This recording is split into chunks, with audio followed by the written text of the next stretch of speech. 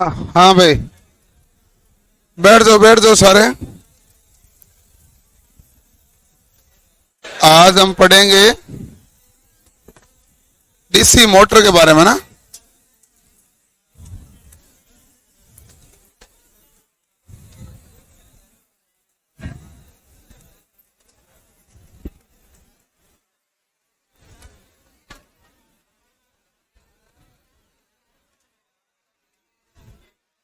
Heading डालो DC motor. DC motor जो है क्या कार्य करता है भाई? यह विद्युत डीसी विद्युत ऊर्जा जो होती है ना, उस डीसी विद्युत ऊर्जा को कौन सी ऊर्जा में बदलेगा? यांत्रिक ऊर्जा में बदलेगा।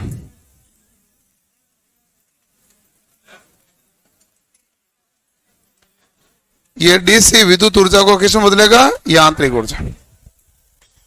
ठीक है, ये हमारे पास पूछा जाए कि कौन से सिद्धांत पर कार्य करता है, तो ये फैराडे के विद्युत चुंबकीय प्रेरण।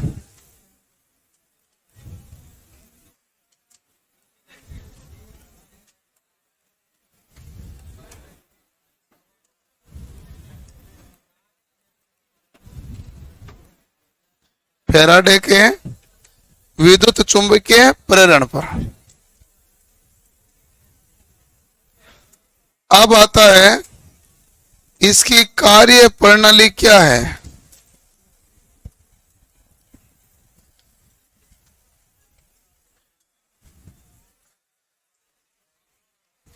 इसकी कार्य प्रणाली सिंपली यह है कि हमारे पास जो पोल होते हैं, पोल में विद्युत चुंबकीय क्षेत्र ऑलरेडी मौजूद होता है। आपने डीसी सप्लाई दी तो आर्मेचर में भी एक चुंबकीय क्षेत्र आ गया। अब चुंबकीय क्षेत्र कितना हो गए? दो। दोनों चुंबकीय क्षेत्र एक दूसरे के विपरीत दिशा में प्रवाहित होंगे, जिसके कारण क्या हो जाएगा? टॉर्क उत्पन्न होगा। और टॉर्क उत्पन्न होगा तो शाफ्ट घूमने लगेगी, और शाफ्ट घूमने लगेगी तो कौन सा कार्य संपन्न होगा भाई? यांत्रिक कार्य संपन्न होगा। यांत्रिक कार्य तभी संपन्न होगा जब शाफ्ट घूमने लगे, और शाफ्ट तभी घूमने लगेगी जब हमारे पास दोनों चुंबकीय क्षेत्र एक दूसरे के विपरीत दिशा में हो जाएंगे। तो इसलिए फटाफट लिखो, फिर मैं बोलूंगा। अब तो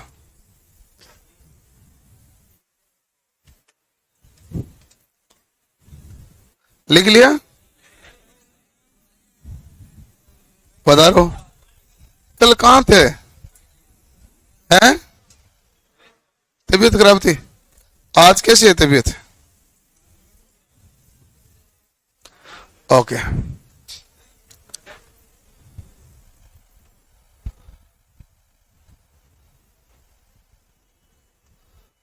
तो कार्य प्रणाली में लिखो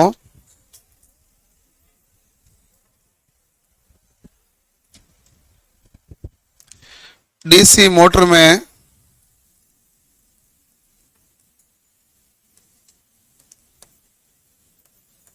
आर्मेचर को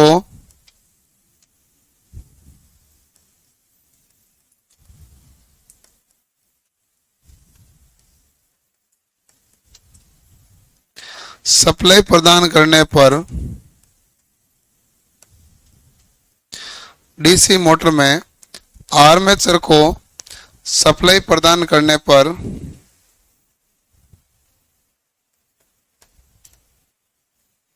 इसके द्वारा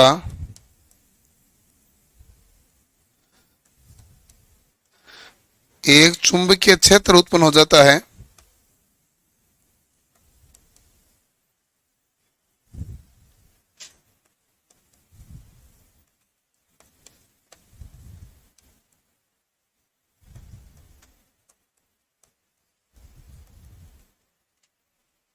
डीसी मोटर में आर्मेचर को सप्लाई प्रदान करने पर इसके द्वारा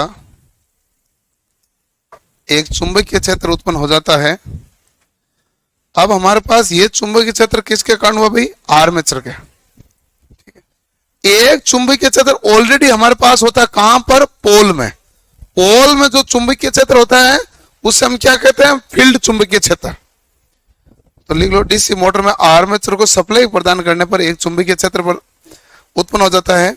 यह चुंबकीय क्षेत्र, लिखो अगला लाइन है, हाँ, यह चुंबकीय क्षेत्र तथा फील्ड चुंबकीय क्षेत्र के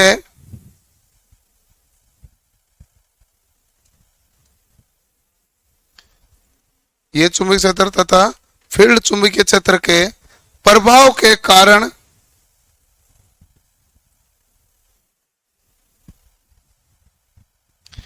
एक टॉर्क उत्पन्न होता है। प्रभाव के कारण एक टॉर्क उत्पन्न होता है। प्रभाव के कारण एक टॉर्क उत्पन्न होता है।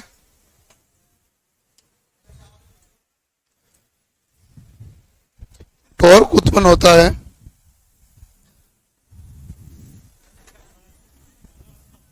जगाओ जगाओ, टॉर्क उत्पन्न हो जाता है। इसके कारण शाफ्ट गति करने लगता है। इसके कारण शाफ्ट गति करने लगता है।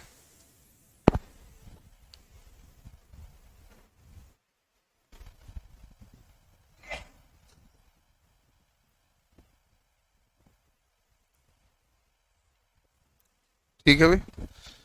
तो शाफ्ट की गति करने के लिए हमारे पास क्या उत्पन्न होना जरूरी है, टॉर्क। ठीक है। अब आता है इसका अगला पॉइंट, जब हमारे पास टॉर्क उत्पन्न हुआ, शाफ्ट गति करने लग गया। जब शाफ्ट गति कर रहा है तो इसका मतलब आर्मेचर घूम रहा है। आर्मेचर घूम रहा है तो चुंबकीय क्षेत्र को काट रहा है। फील्ड वाला तो काटेगा, काटेगा तो इसमें एक विद्युत वाहक बल और उत्पन्न हो जाएगा, जो पहले वाले विद्युत वाहक बल का क्या करेगा, विरोध। इसलिए यहां पर जो विद्युत वाहक बल उत्पन्न होगा उसे क्या कहते हैं, विरोधी। इसे कौन सा विद्युत वाहक बल कहते हैं, इसे कहते हैं विरोधी विद्युत वाहक बल। क्योंकि एक विद्युत वाहक बल तो हम प्रदान करेंगे ना खुद भी।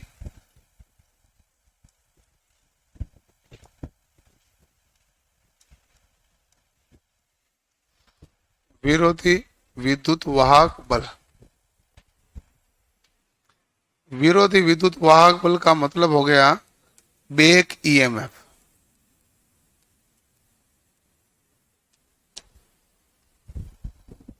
विरोधी विद्युत वाहक बल का मतलब कितना हो गया भाई, बैक ईएमएफ। ठीक है, बैक ईएमएफ कह दो, या इसे काउंटर ईएमएफ भी कहते हैं।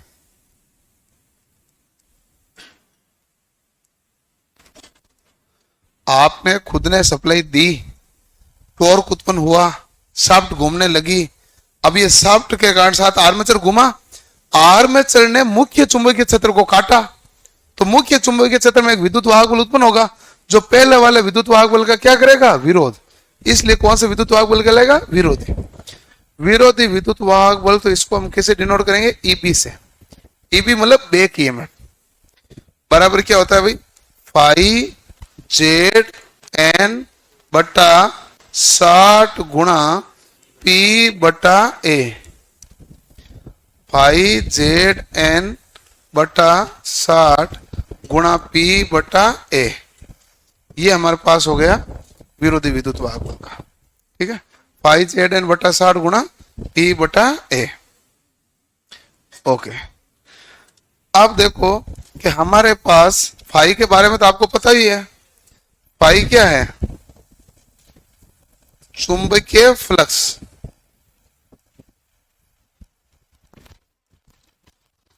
चुंबकीय फ्लक्स प्रति पोल। दूसरा जेड क्या है, चालकों की संख्या। ठीक है, एन हमारे पास क्या है, घूर्णन गति है, किसमें है? आरपीएम में। पी क्या है? पोलों की संख्या। ए क्या है? समांतर पथों की संख्या। बाकी तो लॉजिक सेम का सेम ही है उसमें। क्या यदि मान लो आपके पास वाइंडिंग है, और वाइंडिंग भी यदि आपके पास लेप या वेव, दो प्रकार की वाइंडिंग होती है। यदि लेप वाइंडिंग है तो समांतर पथों की संख्या पोलों की संख्या के बराबर, और यदि वेव वाइंडिंग है तो समांतर पथों की संख्या कितनी होती है? 2। तो समांतर पथों की संख्या 2 है तो वेव वाइंडिंग है, समांतर पथों की संख्या पोलों की संख्या के बराबर है, तो कौन सी वाइंडिंग है? लेप। तो एक वाइंडिंग होती है लेप वाइंडिंग और दूसरी वाइंडिंग होती है वेव वाइंडिंग। तो दो प्रकार की वाइंडिंग।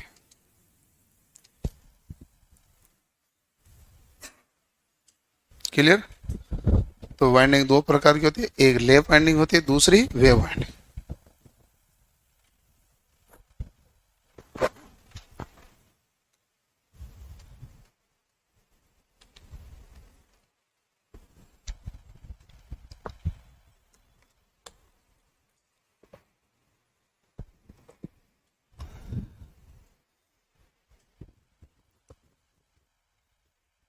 देख ले भाई। अब मैं पूछूं, ये फ्लेमिंग के कौन से नियम पर है? गलत।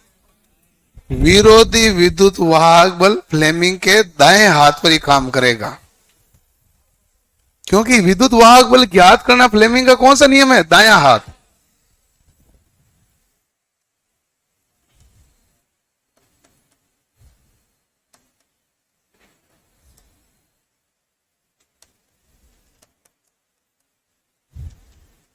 क्योंकि बात हम किसकी कर रहे हैं? बैक ईएमएफ की कर रहे हैं ना भाई। नोट डाल के लिख लेना कि जो डीसी मोटर है वो किस पर करती है? फ्लेमिंग के बाएं, क्योंकि उसमें चालक की गति ज्ञात करनी है। लेकिन मैं कहूंगा विरोधी विद्युत वाहक बल कैसे ज्ञात करोगे? फ्लेमिंग के दाएं हाथ। ईएमएफ ज्ञात करने का नियम ही फ्लेमिंग का कौन सा है? दाएं हाथ का।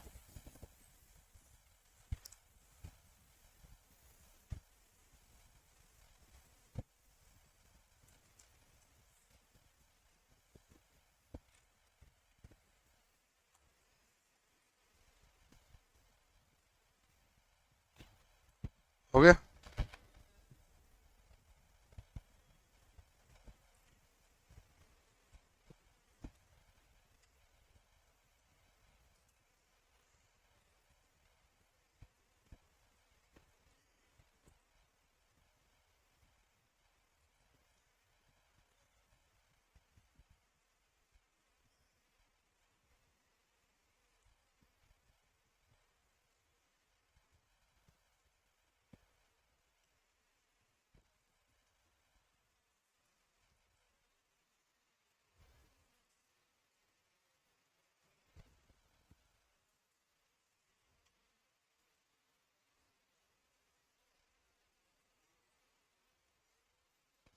क्लियर है? ओके। अब देखो,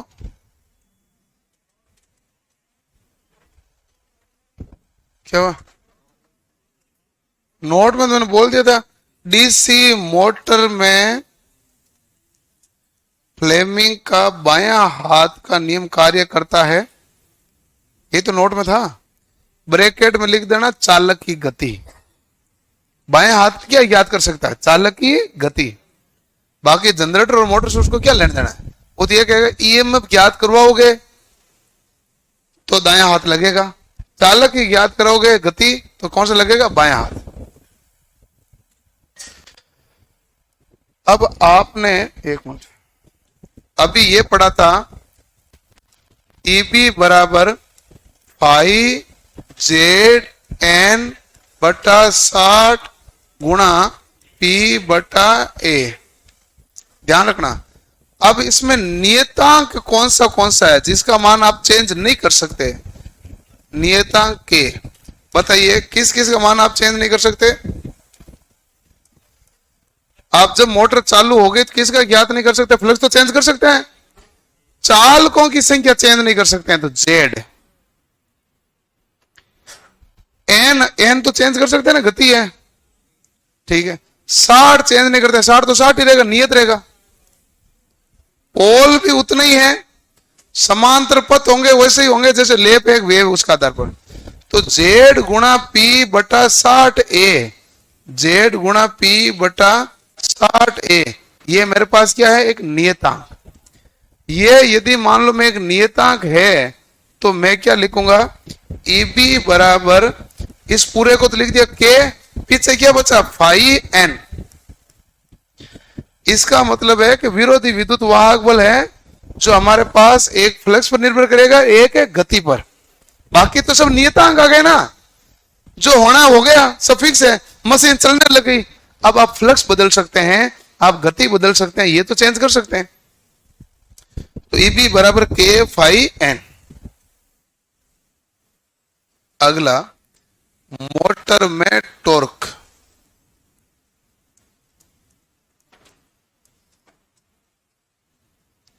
मोटर में टॉर्क क्या होता है? टी। टी बराबर होता है पी बटा एन। पी क्या होता है? पावर। पी बराबर होता है ईबी गुणा आई ए बटा क्या हो गया? एन। अब बताओ टी टॉर्क क्या हो जाएगा? तो ईबी का मान क्या है? के फाई एन इंटू क्या है? आई ए बटा क्या है? एन। एन से एन क्या हो गया? कैंसल। बताओ टी बराबर क्या मिला? के गुणा फाई गुणा आई ए। और ये इंपॉर्टेंट है दोनों सूत्र, इनसे पूरा गति नियंत्रण पढ़ेंगे और इससे हम पढ़ेंगे सीरीज और शंट का अभिलाक्षणिक ग्राफ, टॉर्क का इससे निकलेगा। तो टी बराबर के फाई ए और ईबी बराबर के फाई एन। के क्या है? एक नियतांक है और उसका मान क्या हो गया भाई? जेड पी बटा 60 है। सर एसएसबी हेड कांस्टेबल में क्या पढ़ना पड़ेगा? मुझे क्या मालूम क्या पढ़ना पड़ेगा? हेड कांस्टेबल क्या मतलब क्या पोस्ट है, क्या क्वालिफिकेशन मांगी गई है? आइडिया नहीं ना भाई, बिना सिलेबस देखे कैसे आइडिया चला किसी चीज का? कोई एसएसबी हेड कांस्टेबल भर्ती है क्या? है? जीडी तो आई कहां है? जीडी की सूचना है कि नवंबर दिसंबर में हम जारी कर सकते हैं और 2024 जीडी एसएसजीडी ना 84,000 पद कुछ थे, बड़े पद हैं?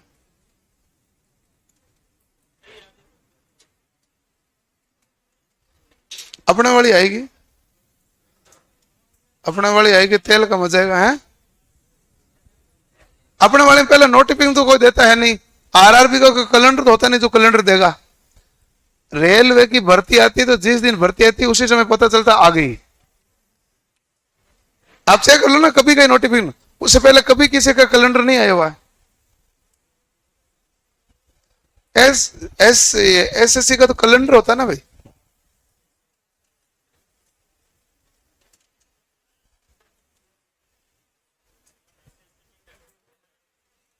सीजिल की हाँ, प्री की कितनी गई? बहुत हाई गई है, 146 ओबीसी की।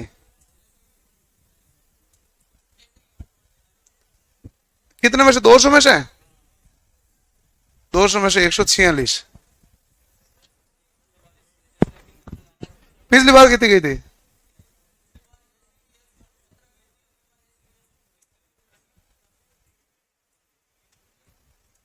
15-20 नंबर बढ़ा, बढ़ेगी, कट ऑफ है तो बढ़ेगी ना।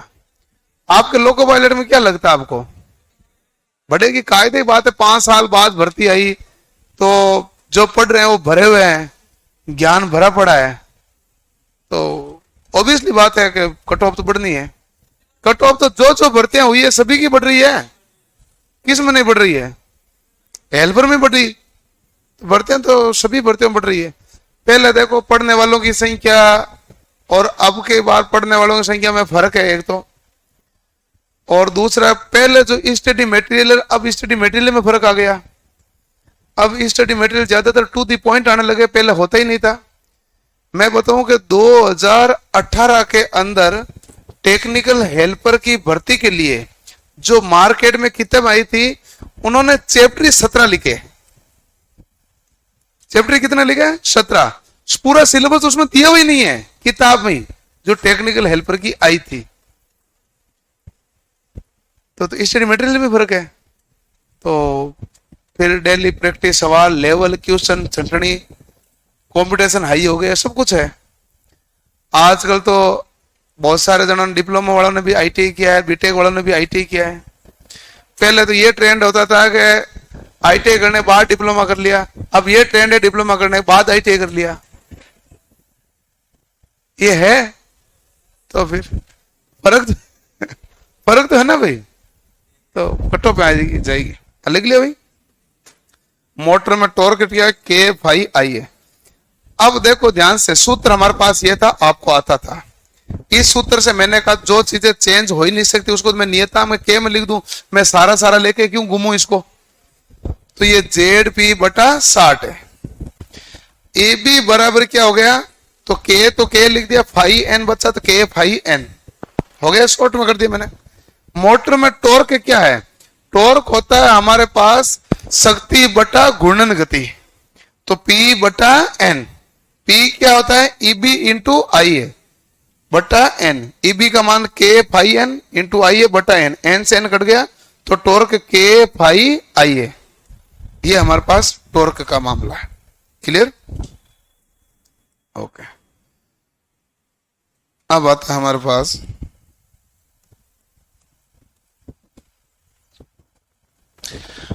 पास डीसी मोटर का वर्गीकरण करना है, तो हेडिंग डाल दो डीसी मोटर का वर्गीकरण।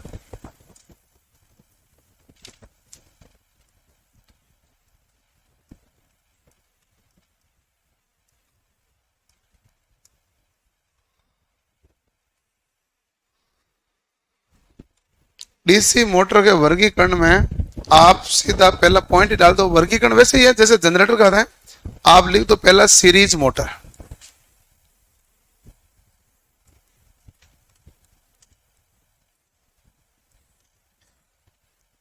कौन सी मोटर लिख दिया भाई? सीरीज। सीरीज मोटर का मतलब यह हो गया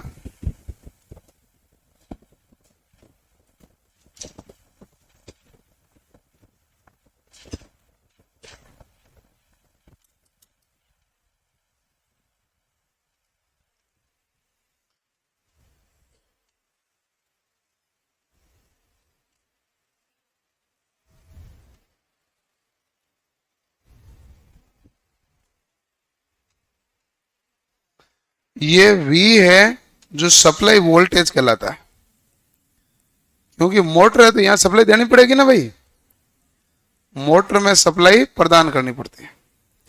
ये EB है तो बैक EMF कहलाएगा। ध्यान से इंपॉर्टेंट बात तो ये है कि यहां पर सप्लाई वोल्टेज से धारा निकलेगी और ये धारा इसमें आएगी।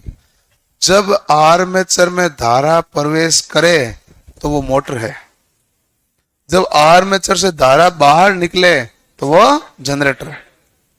तो आर्मेचर में धारा प्रवेश कर रही है तो क्या है? मोटर है।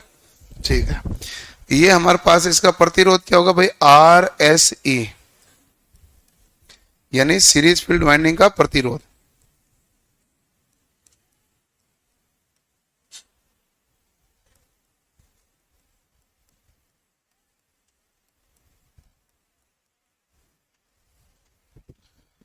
सीरीज फील्ड वाइंडिंग प्रतिरोध। ठीक है, RA हमारे पास ये आ गया। क्लियर? तो ये हमारे पास मामला हो गया। ए बी आर है, और यहां से धारा निकलेगी, उसे आई ए कह दो या आई एस सी कह दो, एक ही बात है। अब देखो आपको इक्वेशन लिखनी आती तो होगी, केवीएल मैंने सिखाया भी था, केवीएल लगा दो। मैंने जनरेटर में बहुत लगाया केवीएल, आप लगा देंगे ना इसमें? लगा दो, देखते हैं क्या लगाते हैं।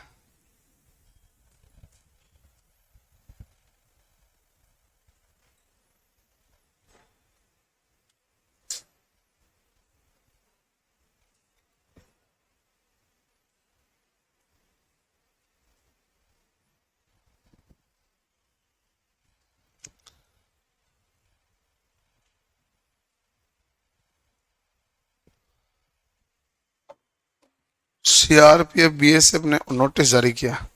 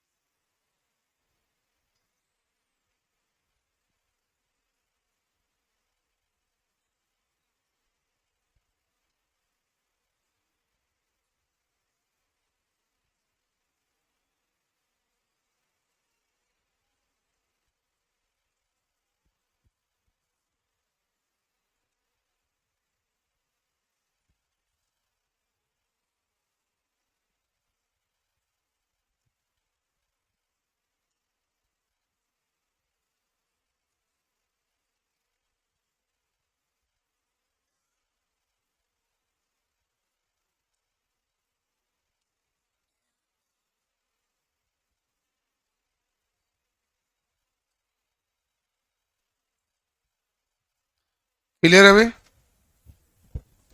ओके।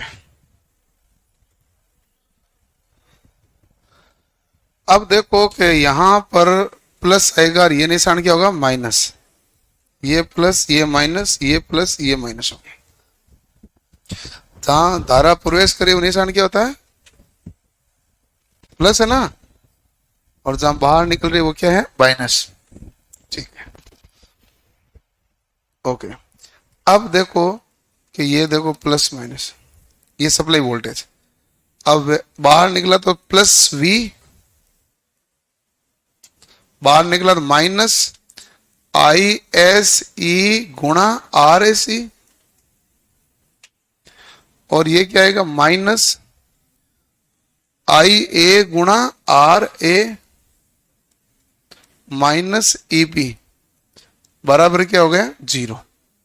ठीक है, तो ईबी को उधर पक्षांतरण कर दूं तो ईबी बराबर तो यही आया मेरे पास, V minus I S C into R S C minus I A गुणा आर है। आप जानते हो कि आई एस और आई ए तो बराबर है क्योंकि श्रेणी क्रम की धारा हो गई। जब बराबर है तो ईबी बराबर हमारे पास क्या होगा भाई? V minus I A common ले लेता हूं तो क्या बचेगा? R A plus R S C. तो विरोधी विद्युत वाहक बल सदैव सप्लाई वोल्टेज से क्या होगा? कम। सप्लाई वोल्टेज क्या है? V, उसमें से कुछ मान घटेगा तो वो क्या आएगा हमारे पास? Back EMF. तो विरोधी विद्युत वाहक बल का मान सदैव सप्लाई वोल्टेज से कम होगा।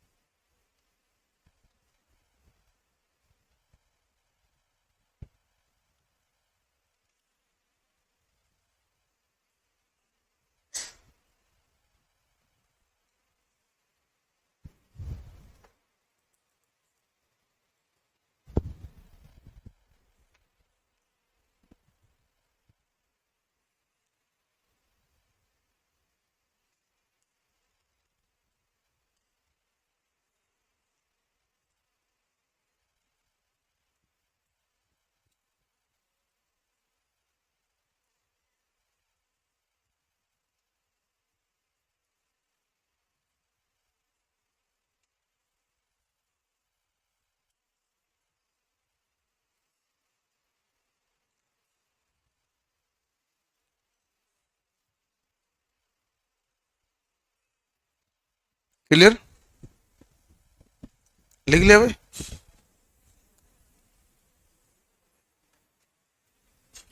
तो अब देखो,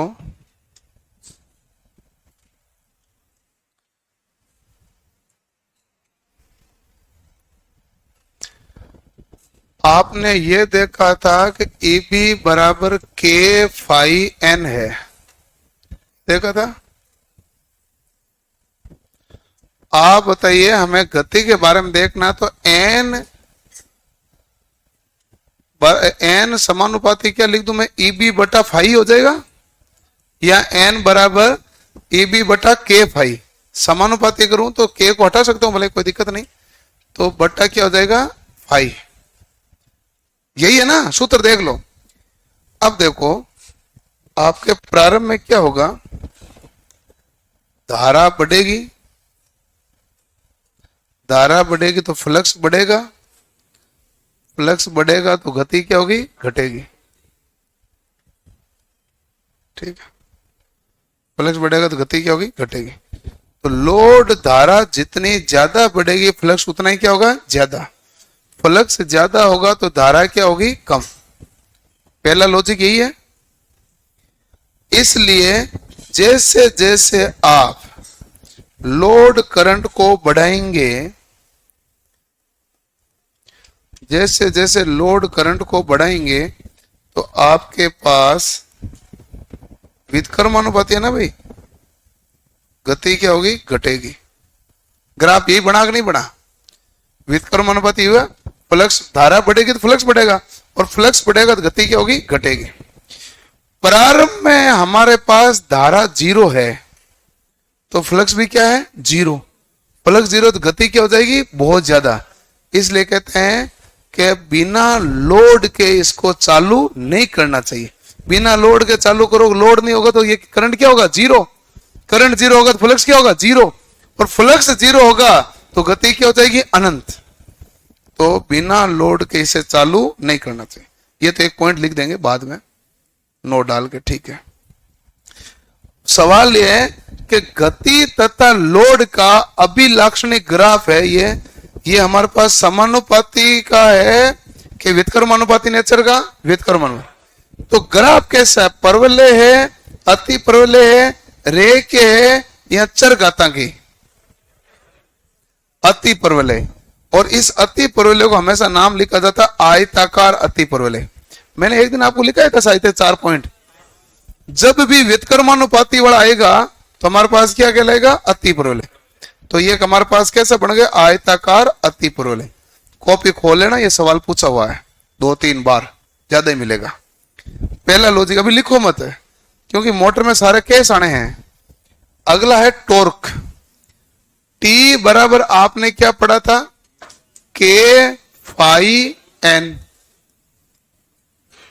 यही पढ़ा, सॉरी आई है, के फाई आई है। तो इसमें 2 कंडीशन बनेगी। प्रारंभ में क्या होगा, प्रारंभ में देखो कि धारा बढ़ाओगे तो फ्लक्स भी क्या होगा भाई, बढ़ेगा। धारा बढ़ाओगे तो फ्लक्स भी क्या होगा, बढ़ेगा, क्योंकि धारा फ्लक्स के समानुपाती है। अतः हमारे पास, मैं ये लिख दूं ना, प्रारंभ में क्या है, धारा समानुपाती क्या होता है, फ्लक्स। अतः हमारे पास क्या बनेगा भाई, टो बराबर के फाई भी क्या हो गया, आई ए हो गया, तो आई ए का क्या बन गया, स्क्वायर। प्रारंभ में ये कंडीशन आई। क्यों आई, क्योंकि देखोगे धारा बढ़ाओगे तो धारा तो वैसे ही बढ़ रही है, धारा बढ़ाने पर फ्लक्स भी बढ़ रहा है, तो ये भी बढ़ रहा है, तो ये दोनों तो समानुपाती है। तो फाई भी क्या हो गया, आई है, आई ए गुणा आई ए क्या हो गया, आई ए स्क्वायर। संतृप्तता के बाद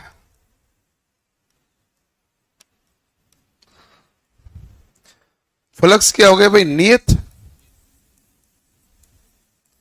धारा कितनी भी बढ़ा दो, लेकिन फ्लक्स हमेशा हमारे पास क्या रहेगा, फ्लक्स नियत हो गया।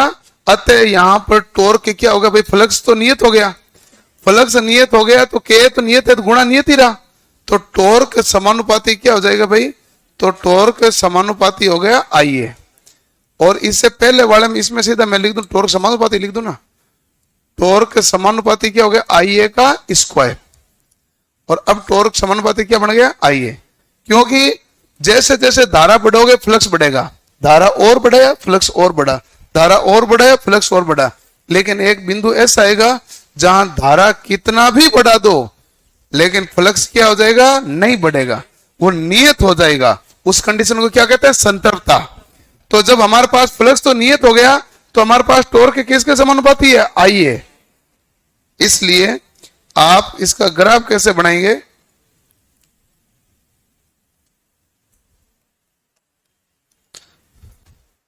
लोड धारा आर्मेचर धारा तो सेम ही होती है क्योंकि सीरीज कनेक्शन है। ये टॉर्क प्रारंभ में तो हमारे पास कौन सा नेचर है भाई आई ए स्क्वायर का ना,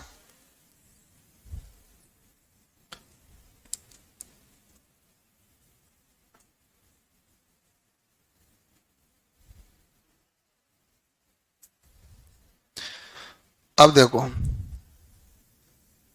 ये तो है संतृप्तता बिंदु, सेचुरेशन आ गया। संतृप्तता बिंदु से पहले कैसा ग्राफ है परवलय है, क्योंकि देखो संबंध क्या स्क्वायर का नहीं है, बाद में कौन सा है रेखीय।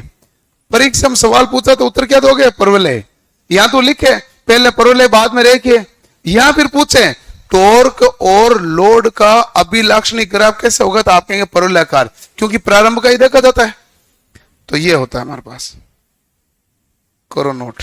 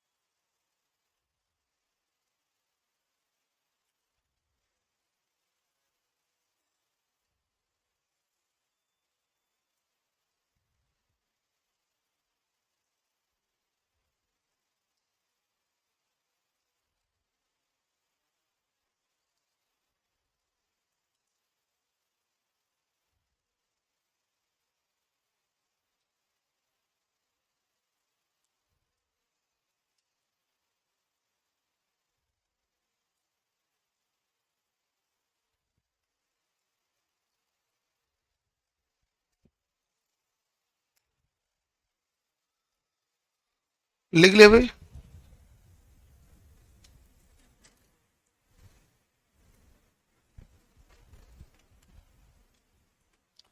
इधर आओ, उसको इधर भेजो। तो गया कहाँ था? पानी पीने, बाथरूम। 1 घंटे क्लास में।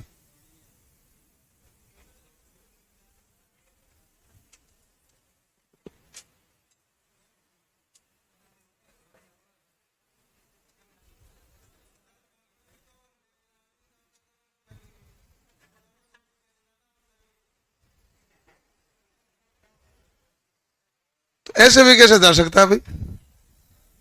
1 घंटे क्लास में तुम चला जाए। कौन सा? वापस समझे? ये लो।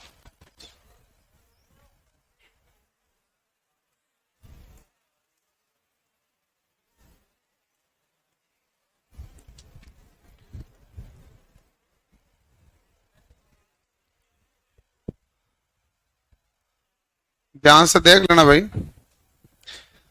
कि हमारे पास पहली बात तो है कि श्रेणी है मोटर। श्रेणी मोटर में है तो आप यही कहेंगे कि जो आर्मेचर की धारा है वही हमारे पास सीरीज वाइंडिंग की धारा होगी, और वही किसकी धारा होगी? लोड की। श्रेणी में तो धारा एक ही होती है। ठीक है। हमारे पास जो गति का सूत्र है एन समानुपाती क्या होता है भाई? ईबी बटा फाइव। क्या होता है? ईबी बटा फाइव। क्योंकि ईबी बराबर क्या होता है? ईबी समानुपाती एन पाई। तो ईबी बराबर ईबी समानुपाती सॉरी एन समानुपाती ईबी बटा फाइव। अब देखो कि जैसे जैसे हमारे पास धारा बढ़ेगी, धारा बढ़ेगी तो फ्लक्स का मान भी क्या होगा? बढ़ेगा। क्योंकि हम जानते हैं कि धारा फ्लक्स के क्या होती है? समानुपाती। तो धारा बढ़ेगी तो फ्लक्स बढ़ेगा, और जैसे जैसे फ्लक्स का मान बढ़ेगा गति हमारे पास क्या होगी? घटेगी। तो जैसे जैसे फ्लक्स बढ़ेगा गति घटेगी। फ्लक्स का बढ़ा धारा बढ़ने से, कहने का मतलब जैसे जैसे धारा बढ़ी गति क्या हुई? घटी। तो धारा बढ़ती गई गति घटती गई। तो ये हो गए अति प्रवलयकार कंडीशन। क्लियर? अब यदि मान लो धारा जीरो होती तो फ्लक्स जीरो होता। फ्लक्स जीरो होता तो गति क्या होती है? बहुत ज्यादा। तो नोट डाल के लिखो।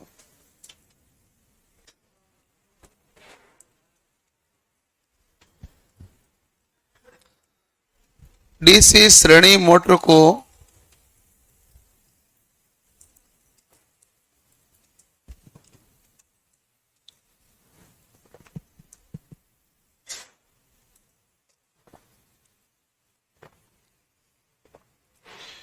डीसी श्रेणी मोटर को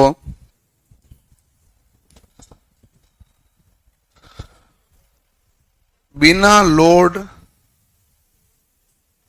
संयोजित किए चालू नहीं करना चाहिए,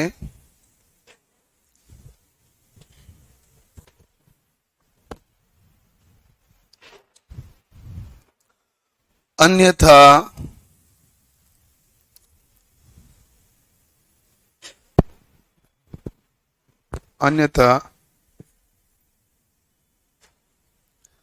भयंकर गति के कारण वाइंडिंग उखड़ सकती है। अन्यथा भयंकर गति के कारण वाइंडिंग उखड़ सकती है।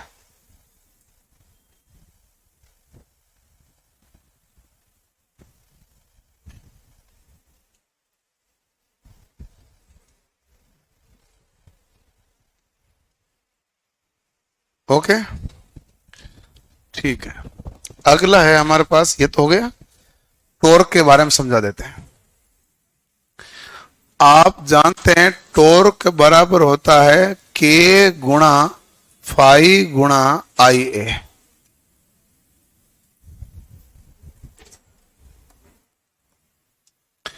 प्रारंभ की कंडीशन देखोगे तो हमारे पास तो धारा फ्लक्स के क्या होती है भाई? समानुपाती।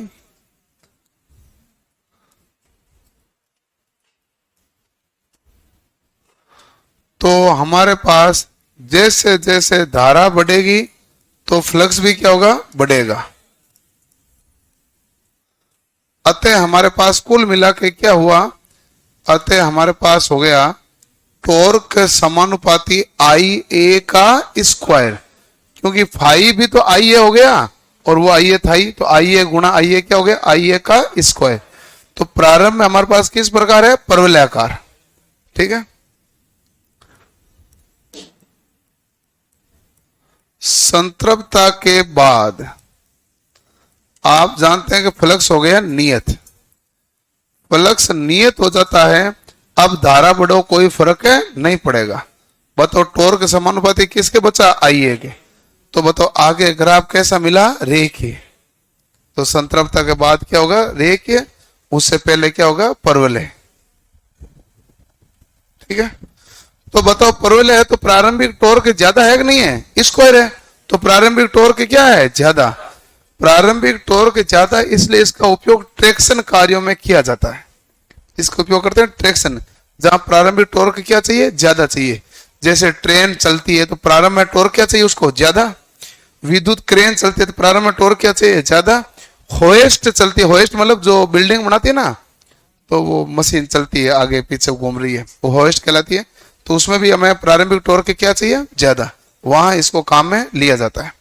एक नोट तो आपने डाली है, एक और सवाल पूछा हुआ है, यदि मान लो मशीन चल रही है, चलती चलती की फील्ड वाइंडिंग खुल जाए मोटर की, तो क्या होगा। डीसी श्रेणी मोटर की रनिंग करते समय फील्ड वाइंडिंग खुल जाती है तो मोटर बंद हो जाएगी, बस ठीक है, और कुछ भी नहीं होगा। हाँ नोट में ना एक पॉइंट लिखा रहा हूं, डीसी श्रेणी मोटर की, डीसी श्रेणी मोटर की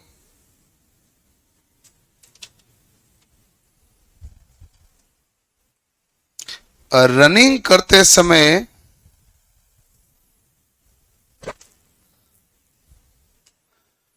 फील्ड वाइंडिंग खुल जाती है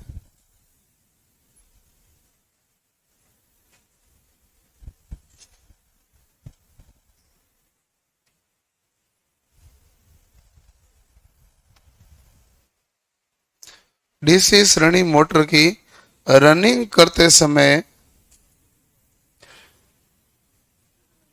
फील्ड वाइंडिंग खुल जाती है तो मोटर बंद हो जाएगी, तो मोटर बंद हो जाएगी।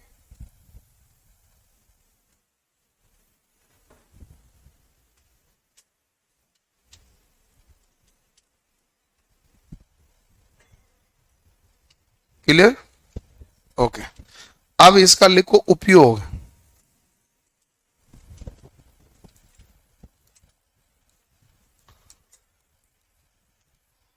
उपयोग करते हैं ट्रैक्शन कार्यों में।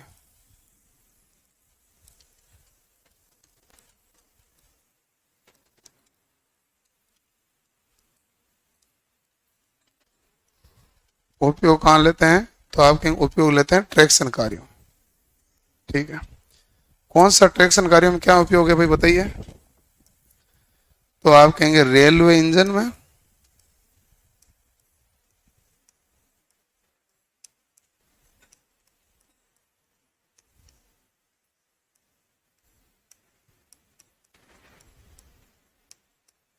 विद्युत क्रेन में, ओएस्ट में, जहां प्रारंभिक हमारे पास टॉर्क क्या चाहिए, ज्यादा।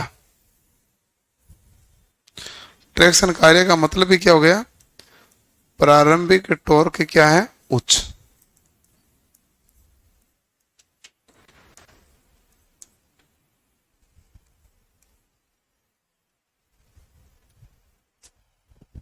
क्लियर, तो प्रारंभिक टॉर्क उच्च के लिए इसको काम में लिया जाता है। अब किसी का कोई सवाल है, डाउट है तो पूछ लो भाई। हाँ एक और मैं लिखाना भूल गया था, मोटर की गति की दिशा परिवर्तन। वैसे पहले लिखा देना चाहिए था, मैं भूल गया था। अब लिखो मोटर की गति की दिशा परिवर्तन है। हेडिंग डाल दो, हल्की सी 2 लाइन तो लिखनी है। मोटर की गति की दिशा परिवर्तन, मोटर की गति की दिशा परिवर्तन।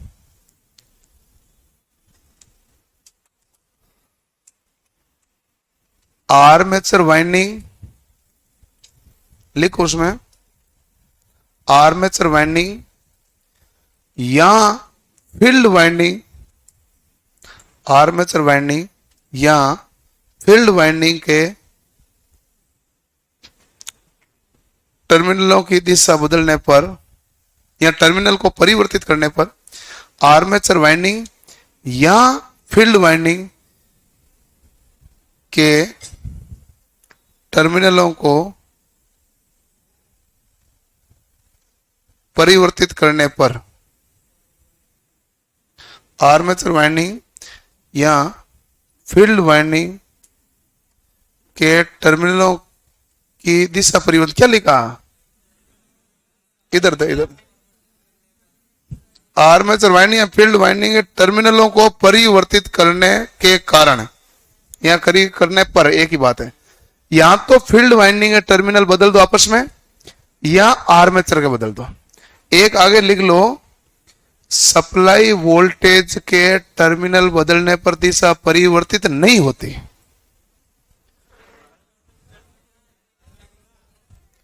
पहले वाली लाइन यही है कि या तो आप आर्मेचर के टर्मिनल बदलो या फील्ड के टर्मिनल बदलो। यदि आर्मेचर या फील्ड में दोनों में से एक के बदलोगे तो गति की दिशा क्या हो जाएगी, परिवर्तित। इसलिए हमने बीच में लिखा या फील्ड या आर्मेचर, या आर्मेचर या फील्ड, दोनों में से क्या होगा भाई, केवल एक का बदलना पड़ेगा। तो दोनों में से किसी एक के टर्मिनल आपस में बदल दिए तो दिशा क्या हो गई, परिवर्तित। ये तो हो गई पहली लाइन पूरी। अगली लाइन है लिखो, सप्लाई वोल्टेज के टर्मिनल बदलने पर, सप्लाई वोल्टेज के टर्मिनल बदलने पर दिशा परिवर्तित नहीं होती। सप्लाई वोल्टेज के टर्मिनल बदलने पर दिशा परिवर्तित नहीं होती।